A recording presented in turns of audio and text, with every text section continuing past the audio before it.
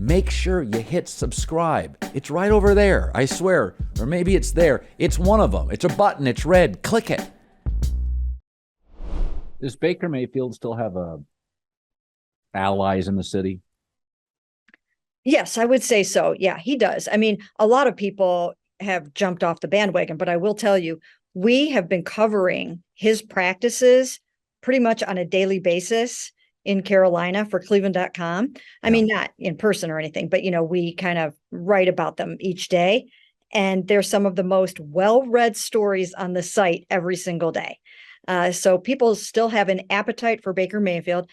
Part of that might be because the Browns are playing him in the opener. Like, how can you have a better storyline than that from the Baker Mayfield saga? It's really kind of uncanny, but yeah, so that's part of it.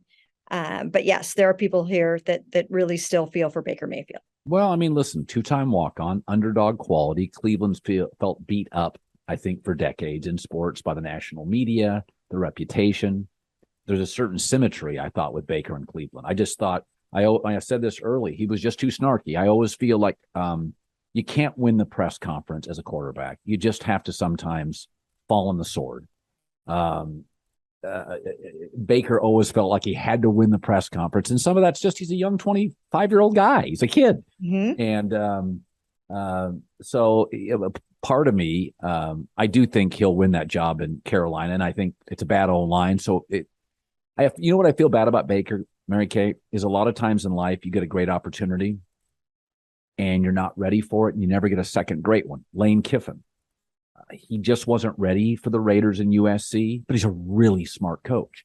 He got a second opportunity in the SEC and he's crushing. He's a great coach. Steve Sarkisian wasn't ready for the USC job. Personal issues. Mm-hmm. He got a second opportunity. Where I feel bad for Baker is I'm not sure he's ever going to get that offensive line or he's ever going to get Nick Chubb. I mean, it was really, Mary Kay, it was really built for a quarterback. It was almost the Niners offense. It was quarterback friendly, not quarterback centric. And part of me thinks, oh, Baker, you had it. Those kind of offensive lines, because he didn't make any money, they don't exist. You can't go buy a right tackle, right?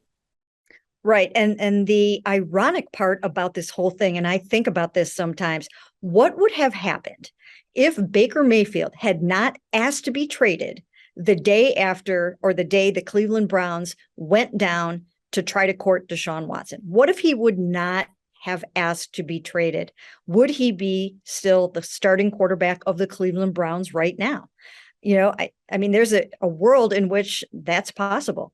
And, so I don't know. It's just weird the way that the whole thing worked out, because at that point, negotiations opened back up and they opened up those purse strings and they threw $230 million guaranteed at Deshaun Watson. And all of a sudden, the team that he had supposedly ruled out was his first choice. And here he was. So I just have to wonder what would have happened. Well, and also easy for me to say, you feel like somebody lies to you. It's like somebody cheats on you. It's hard for people to take it back. And he was told, you're our guy. And then a couple of weeks later, you're not our guy. And for me, I said, suck it up. You're never going to get a better O-line. You're not going to find Nick Chubb. Kevin Stefanski won Coach of the Year. You've got really good tight end play. Baker, suck it up and go back to Cleveland. But I get it. Did you ever think there was a moment that he would suck it up and come back? I knew all along, and like you said, I was kind of on the disconnect between Baker Mayfield and Kevin Stefanski early on. But, from October, I had been hearing that, that it just wasn't right between those two, and that Baker did not feel comfortable. He did not feel that he was being used properly. You and I have talked about that before on this podcast. And so I always felt like the end was near. I just didn't know if it actually would be able to be pulled off quite like that.